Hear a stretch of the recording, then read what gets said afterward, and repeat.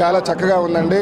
ఏదో సినిమా రకంగా కాకుండా యథార్థ సంఘటనలు పూర్తిగా మేళవిస్తూ ఏదో వేరే వాళ్ళని దూషిస్తూ అలా కాకుండా పెద్ద ఆయన చేసిన మంచి, ఆ పెద్ద ఆయన మంచిని జగన్ గారు ఎలా క్యారీ ఫార్వర్డ్ చేసిన దాని మీద ఆ ఇతివృత్తం మీద తీసిన సినిమా చాలా చక్కగా ఉందండి.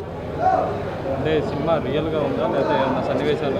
సినిమా మొత్తం అండి, సినిమాలు చూసుకున్న తర్వాత ప్రతి ఒక్కరిని చూసినట్టుంటే పెద్ద ఆయన సీఎం అయిన దగ్గర నుంచి ఆయన పాదయాత్ర, ఆయన మరణించిన దగ్గర నుంచి ఈరోజు జగన్ అందించిన పాలన వరకు ప్రతి సన్నివేశం కూడా ఏదో ఒక సందర్భంలో మన గ్రామంలోనో మన స్నేహితుల మధ్యనో లేదా మన మండలంలోనో జరిగిన సంఘటనలు ప్రతి ఒక్కరు కనెక్ట్ అవుతున్నారండి.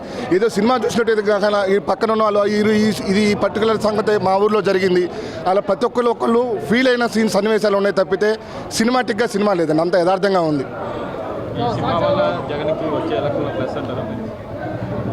సినిమా వల్ల జగన్ ప్లస్ మైనస్ కాదండి, సినిమానే చేసిన జగన్ మంచి, పెద్ద ఆయన మంచి, పెద్ద ఆయన మీద ఆధారపడాలండి. ఈ మధ్య మేము చాలామంది హైదరాబాద్లో ఉన్న టెకీలు చాలామంది సంక్రాంతికి ఊర్లోకి వెళ్ళి ఉంటారండి.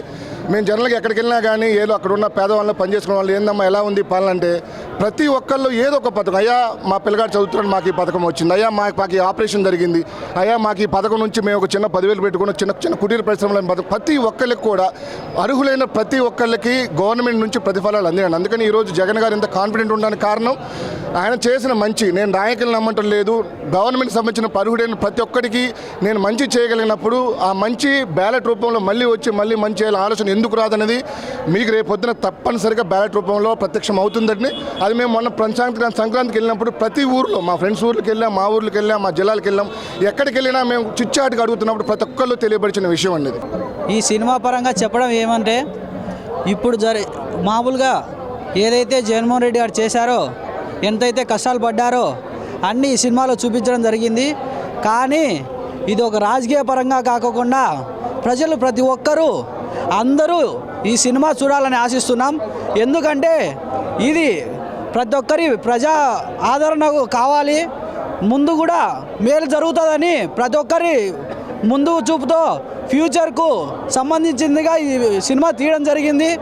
జగన్మోహన్ రెడ్డి గారు ఇన్ని రోజులు చేసిన మేలు, హాస్పిటల్ అయితేనేమి, మెడికల్ కాలేజీలు అయితేనేమి, పథకాలు అయితేనేమి, విద్యా దీవెన అయితేనేమి, అభివృద్ధి ప్రతి ఒక్క విషయంలో పోర్టులు అయితేనేమి, ఇప్పుడు ఎయిర్పోర్టు జరపడం నిర్మాణంలో అయితేనేమి ప్రతి ఒక్క విషయంలో జగన్మోహన్ రెడ్డి గారు అభివృద్ధి చేస్తూనే వచ్చారు. కానీ ప్రతిపక్షాలు ఏం చేస్తున్నాయంటే ఎక్కడ దాని మాట చెప్పకోకుండా అన్ని అబద్ధాలు, నాటకాలు అన్నీ చెప్తున్నారు.